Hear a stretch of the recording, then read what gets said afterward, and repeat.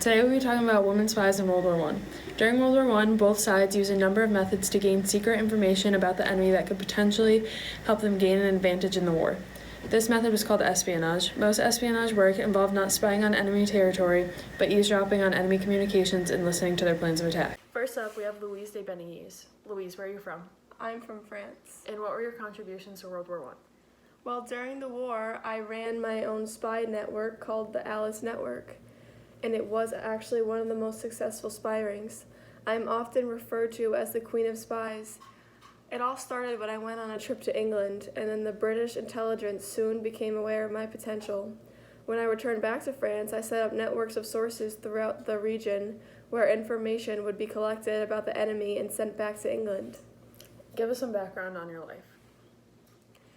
I was brave as I knew I was taking many risks by what I was doing.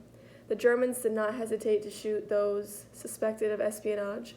I was able to pass borders by using different identities and hiding coded messages between the pages of a magazine rolled up inside my shoes and even in my umbrella. I am known for my poise, humor, and way of shrugging off danger. I always knew I would be caught, but I wanted to serve. They called me a really high-class agent. Thank you for your contributions and coming here today. You're welcome. Our first guest was Louise. Next we'll be hearing from Edith Cavell, who was a nurse as well as a spy. Edith, tell us about your life before the war.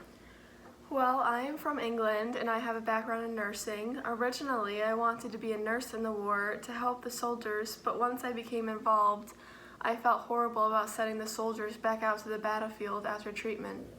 How would you describe your role in the war? I worked undercover to help transport soldiers from England, France, and Belgium and escaping the Germans. To me, everyone is equal and I had no biases. I ended up helping over 200 soldiers escape and survive. I treated the men in my hospital and then arranged for them to be smuggled into the Netherlands, which was neutral in the war. Thank you for what you have done. Our final spy from World War I is Mata Hari, who was accused of being a double agent. Tell us about your life. Well, originally I'm from the Netherlands. I used to be a professional dancer and mistress, but at the time of the war, I was desperate for money, so I accepted an assignment to spy for France. And what did you do during the war? Well, when I was about 40 years old, I fell in love with a 21-year-old Russian captain who was left blind after an accident. Like I mentioned, I needed the money to support us. My original plan was to seduce my way into German high command, but it was not long before I got caught because they suspected that I was a double agent. I do admit that a German diplomat once paid me 20,000 francs to gather information about my frequent trips to Paris. However, I never went through with it. I simply needed the money, and I promised that I was always loyal to France. Thank you for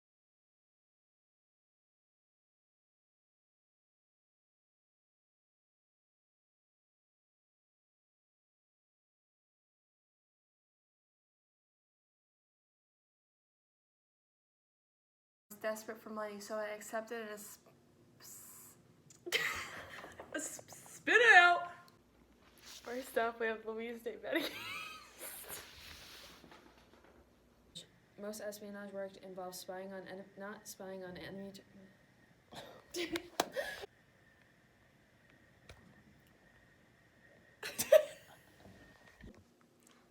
Tell us about your life. Well, I'm already laughing again. Tell us about your life. Well, originally I'm from the Netherlands. Emily, I don't know. Oh my god.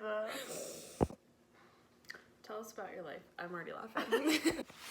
First up, we have Louise de Benigues. Louise, where are you from? I'm from France. Okay.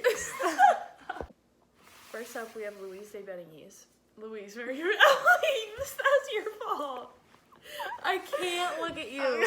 I'm just gonna look at the camera. First up, we have Louise. I can't do this. Emily, Alright, seriously, you're saying something sad. Think of all the sadness that's going on in the world. Hello, and welcome back to... Alright. Hey.